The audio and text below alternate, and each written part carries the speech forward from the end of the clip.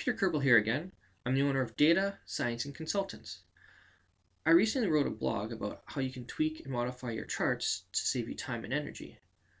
So I'm going to go over the aspects of that blog right now. So we'll head over to my website, datascience.com. Scroll down to, here's my blog. Let's have some data fun. And we're going to have data fun here with data visualizations, specifically pie charts. And I came across this pie chart looking at the Winnipeg Realtors market statistics for April, and they're just giving a lot of the raw data because they don't know who's looking at the report. There's thousands of different people for different reasons, so this is the raw data. They're not modifying it for anything specific,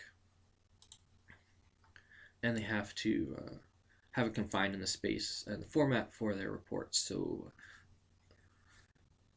I thought, well, let's try and modify this, and let's pretend we are a owner of a company or professional firm, and we want summaries to compare the different groups easily. So let's say you're giving a presentation, or if you're on a phone with some people, you're talking about the different groups, the market shares, or yourself, you want to use it to reference either every month you just want to see it quickly, or throughout the month if you're using it to go back to different screens or something like that, and you just want to look at it quickly, you want to compare the different groups easily. There's things we can change to help you save time and energy. So just head over to Excel, and this is so I just typed in the data here, and this is chart. What I did initially when I first saw this chart, I noticed that some of these groups have a similar color and they're right beside each other. So I thought, well, let's combine these into one group and see how that looks. So that's what ended up here. So I condensed the different groups here on my data set. Let's go to Insert, Charts. Here's the 2D pie chart. And got rid of the legend here on the bottom and add the data labels and go to data callout. So now you can see them here. You can move these over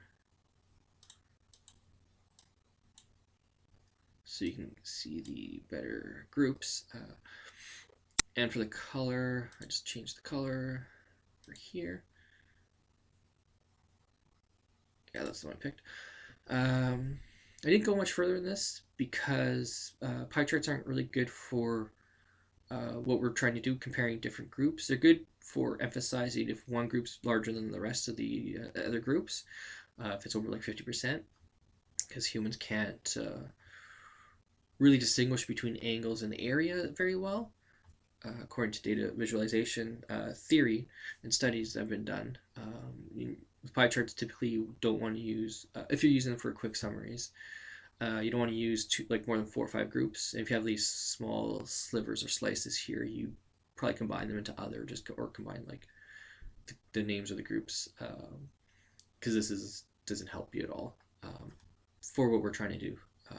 Again, in the report, that's showing raw data, so it made sense that they would have all their groups and the small slivers.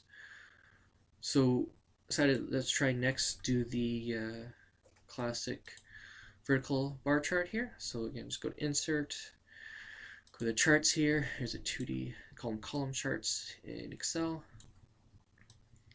And the problem immediately I see with this one is the group names are at an angle, and so it's hard to see them. You have to tilt your head, and so this spends a bit of extra time and energy, and we want to be more efficient than that. We don't want to have to keep tilting our head and everything like that. So we'll move on to the next classic chart, the horizontal bar chart. So again, we'll go Insert, here's our bar charts, and we'll do the 2D. 3D you don't really need for this. And this one's pretty good because it has now our groups horizontal, so we can easily read them, so it saves us time and energy in that aspect. If we're going to stay on this chart, I would change the size of these bars so they're closer together, so we don't have all this white space, because that kind of expends a bit more of our energy trying to compare them. And if we add the data labels, they're at the end of these charts, and it's easier if they're lined up. So that's, again, we're spending energy bouncing around looking. So as you saw probably at the beginning, we'll go over to the last chart I looked at. This is a funnel chart. So again, we go to insert.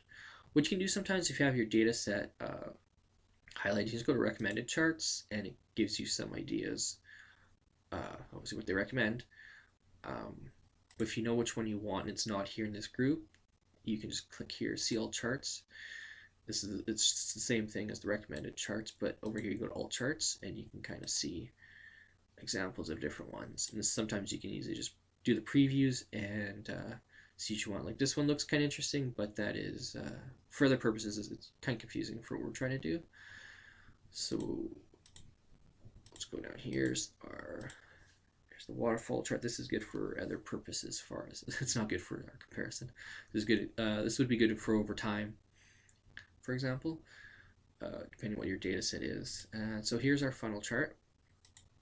And so this immediately, the default solves the problems we had with our horizontal bar chart, because it kind of like center aligns everything, so our market share values are all lined up, and the bar sizes are really close together. There's very little white space, so we can easily compare them. It saves us some energy that way, and it still has all the groups lined up, which is very helpful. And another thing, it might seem odd that the numbers here aren't showing because they're so small, but again, we're looking at big picture view, and we don't need to see the nuance, details, and all that type of information. We want more of the comparisons, so these are kind of relevant to us anyways. They're so small, so it kind of does help us ignore them. We don't spend energy looking at these numbers, and because we're really just comparing the different groups. So this one is vastly larger than this one. So the actual number doesn't matter in our compare. If we're just bouncing around different windows or in a presentation, we're just kind of comparing them. We don't want people to necessarily look at everything, all the numbers, unless there's ones we want to emphasize, like this one here. Obviously, this is the biggest one. The houses that are sold that were $250,000 to $299,999. Hit the market share of about 20%. So that we can emphasize if we're presentation, or if we're just talking on the phone with some other people. Some tweaks you should avoid if you're doing these comparisons is have a different color for each group, because they're already separated, so we don't need a different color. That's just more distractions and waste more of our energy.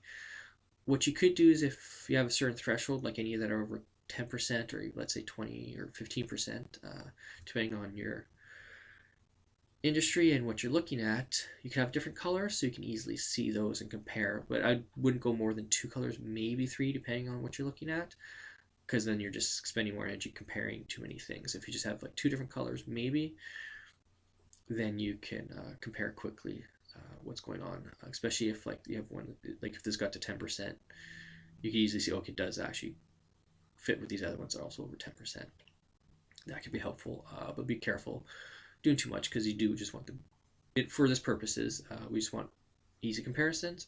You could change the color, because it's just the default blue. If there's a color that's more pleasing to you or more relevant to your field, that is easy to change. So, and make your chart the title if you want, but that isn't necessary, because you kind of would know probably what you're looking at with the chart. So and that just takes up space.